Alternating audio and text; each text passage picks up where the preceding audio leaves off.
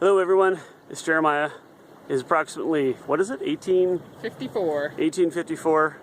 I am wandering, as you can see, out by one of the creeks along the Spokane here. We're west of Spokane, here with one of my partners.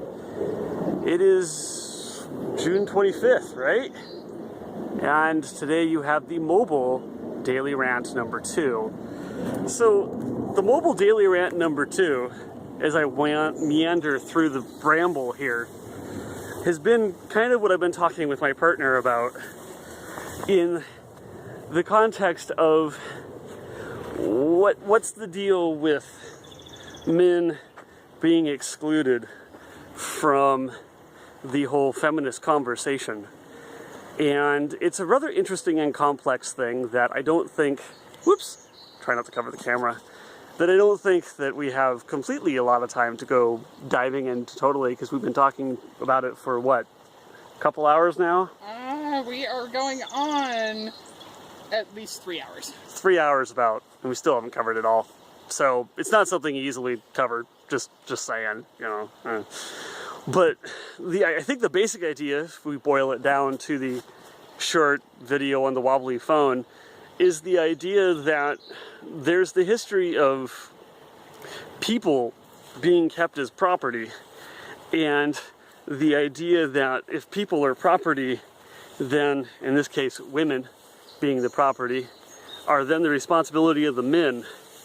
And then if the men, forgive me while I'm scrambling down a sandbank here in the creek, what was the flooded creek bed, if those women are the responsibility of men, men want to then control what is their responsibility.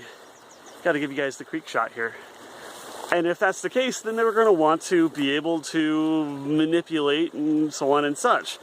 Well, the problem is that context is changed, but the same assumption is remaining the same, that they're trying to treat people as property. Well, after post-feminist movement, that has been rebuked by many, many women after 3 waves of third wave if you count right now.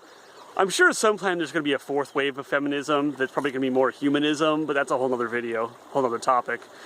But after 2 waves and currently a 3rd wave of feminism, women had made it very clear that, no, we don't want that. We don't want that. And now joining into the forces during this 3rd wave of feminism is even more inclusiveness of those who are queer and those who are homosexual and those who are transgender and those of us who are gender fluid and all the twiddly bits in between that occur. And then you still have the men that are holding on, either sexual men and gender men, or sexual men and those who are hiding their gender to fit in because they're sexually men, as in physically men, not gender identification as men. And so you run into this problem that the masculine culture is rebuking that. They're basically saying, no, we're going to be men, we're going to be manly. Rawr. And the problem of doing the rawr is that they're causing more of the problem. If you continue to try to treat individuals as property, men, women, or otherwise, they're going to continue to fight back. And if they're going to continue to fight back, then it's just going to reinforce what the men have already delusionally told in their heads via social context that is right for them to do anyway. And so the cycle goes so on and such, and that's why people go like this, because you get caught in loops, and it's ridiculous. So, yeah, the point of the short rant is stop it. The guys out there that want to pay attention and don't care about their bling and how many hoes they bang, stop it. Being possessive of women, treating women as objects, and being desperate for women's affection. You don't have to be desperate. The more desperate you are, the more the woman, or anyone really, man, woman, child, cat, dog, lizard, I don't know about lizards, but cat and dogs probably, are going to roll their eyes at you and go, come on, dude, really? Really? And I suppose the same thing goes for women. I mean, I know a lot of women who have been desperate for that attention and go to unruly lengths to try to achieve that attention, just to fulfill some idea of identifying themselves via the relationship. You're not a relationship. I mean, this is just my opinion. Disclaimer here. This is just my opinion. You can think whatever you want, but it's my opinion. You're not just identified by a relationship. You are you. And when you are in a relationship, you are identifying as you and someone else that you like to spend time with. It's not you and them as one single unit. There is no such thing as a single unit other than you. It's all about you and your unitness. So, you know, you are your own person. Be your own person. You don't need to go run around grabbing people's asses or boobs or pulling their hair or doing whatever you want. That's like shit that people do when they're in elementary school. Picking on people. You know, not people who are in their 20s or 30s or 40s or 50s or 60s or 70s or 80s. I don't know anyone who does it past their 80s. If you do it past your 80s, you're probably too much of a kid, dude. Just saying. I'm just saying. So, yeah. I mean, think about what you're doing. Flip it around. Do you want women coming around grabbing your ass? Well, if you're delusional enough to think that that's how you attract women, you probably do want the women grabbing your ass. And I'm telling you, go on a site where they're much more willing to be physical. I'm not going to list any because I don't want to get lawsuits. Just go to a site that they want more, and maybe that will work. Just be consensual and safe. And I'm not saying implied consensual, actually ask. So, on the topic of asking, there is a really good video, a really good series that I would advise many people to pay attention to along this line called Sexplanations, a project of the Vlog brothers who helped this doctor get her own thing going on in Missoula. Missoula apparently has a lot of cool places, or just Hank Green is there, so that probably helps. And I'm going to put a link down below in the reads here, even though the reads you can't see them, the reads, that's going to be where the comments are, down in the reads. Not in the water. The comments will get too wet in the water. Just go to the reads. And I'll put a link down there. She's got a lot of cool stuff, and specifically it's about using good, awesome, kind, positive words for sexual references, and it's also about consent. She's got another video about consent that is really, really good. She also has another video about gender identification and sex identification. It's not that simple. Man, woman, or anything in between, it's not a simple binary. There's lots, both genetically and psychologically, that you identify for a various gender or a sex. I'll link all three videos down below. And again, as always, if you've been fed up with my rant, there will be emergency kittens and emergency puppies down below at the very top. You may pull the RipCord at any time and eject from my rant into kittens or puppies. Just saying, I always provide an escape route for those of you who accidentally click on my rant and find it horrible and need to pull the RipCord and say, get me the fuck out of here. There's always a RipCord for you. Because I understand how that is when you just need emergency kittens or puppies. I understand. It's okay. Anyway, that's all I'm going to talk about today. There's my rant for the day. And peacefulness. Enjoy some peacefulness. Don't forget the kittens too, and the puppies. There's a video from rant number 2 here. That's the following day after the Creek adventure. And I kind of realized I cut some things short in my explanation as far as how that all ties together with the whole why men aren't included in the feminist conversation, and that kind of got off on tangents there. To elaborate, the stuff I was talking about is part of a very large, complex reason why men are excluded from that conversation.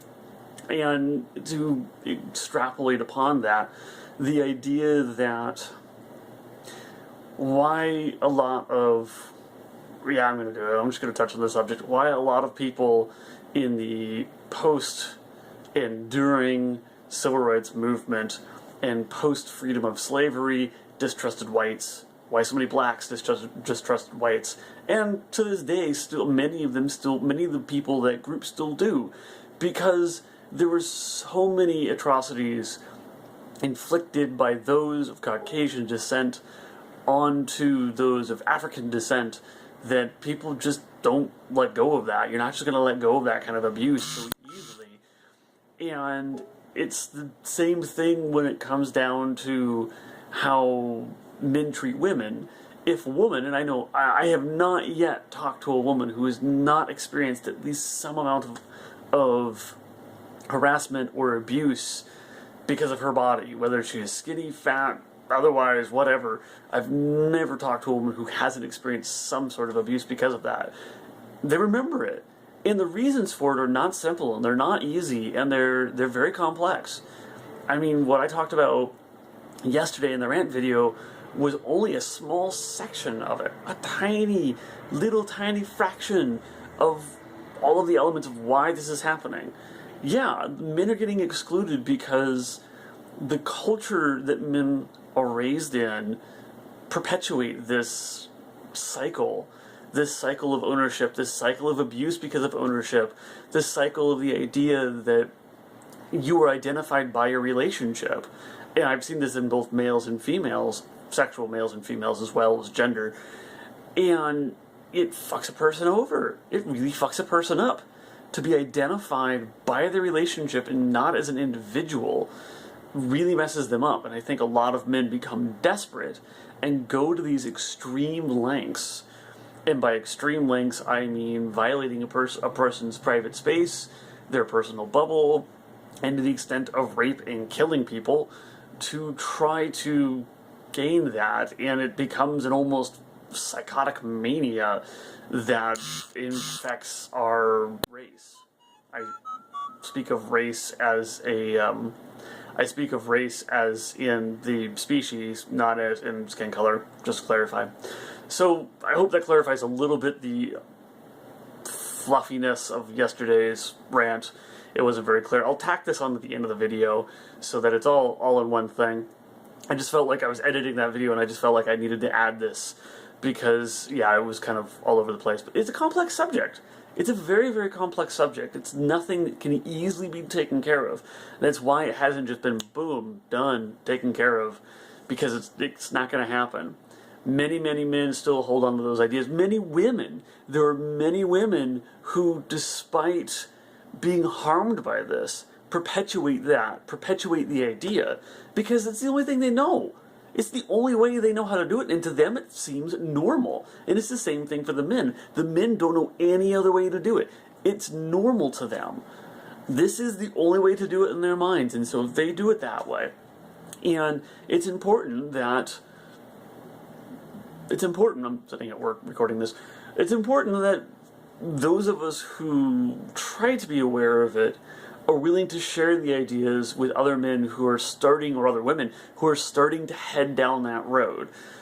Don't try to push it on the guys who aren't going to pay attention. Those who are just dead set on it, if they're willing to listen, point those people in a positive direction and they'll figure it out. Let's hope. You can't change someone's point of mind if they don't want to change their point of view. Their point of mind or view, or however you want to say it. But for those who do want to, or for those who are paying attention to this rant or anything else similar, yeah, it's about changing habits. It's about busting habits, and maybe I'll make a rant video about that, and that's going to get into Buddhism, which is a whole nother subject. Anyway, again, RipCord's down below in case you don't like my rants, and I've got links to Sexplanations. I've got links to her videos down below. Go through all of her videos. They're awesome. They're really cool. There's lots of other very cool feminists out there, male and female. Go seek them out. Go learn. Go explore. Try to understand what's going on a little further. I can only explain my point of view and what little window I have on the world. Anyway, hopefully that clarifies a little bit more on the rant yesterday. Another rant will be coming today.